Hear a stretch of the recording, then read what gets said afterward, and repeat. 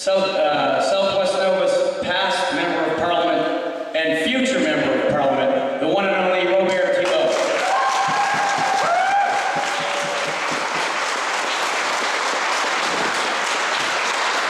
It's very heartwarming to see so many of you here today in South End. This is an area of town that's very close to my heart. I grew up hearing many stories.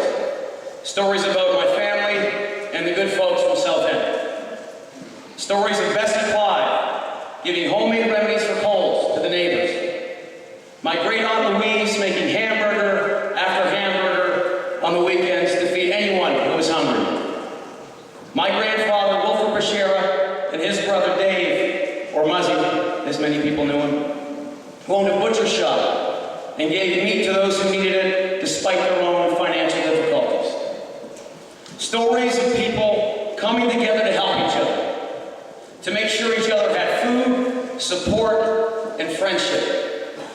Stories of people who truly cared for one another. Stories of people who didn't share a last name, but who were all family.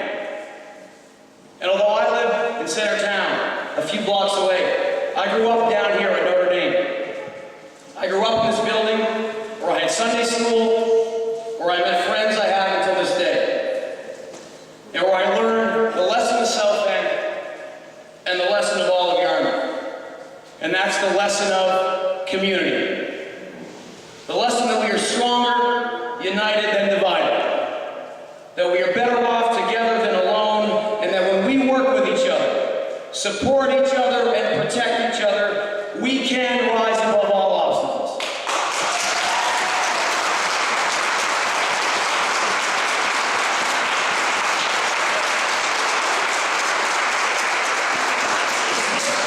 This is a lesson we need to remember today. Because as you know, Yarmouth is going through tough times.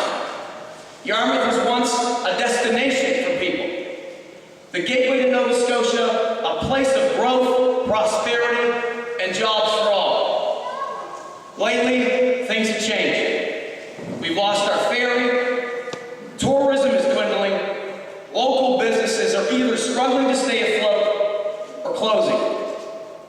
People are out of work. Our youth are leaving and not coming back. And instead of having a government in Halifax that is going to join with us and work with us to help Yarmouth pull through this present situation, we have an NDP government that has chosen to add to our problems. They treat us as a second-rate region. They ignore us. They forget the importance of Yarmouth, not only for us who live here, but for this entire province.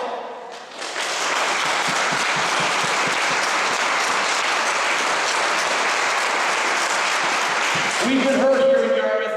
I've said it before, and I'll say it again. It's time for the hurting to stop.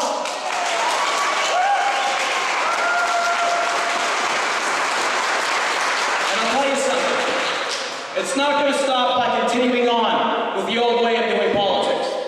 It's not going to stop by having Yarmouth's voice in Halifax stand alone and isolated.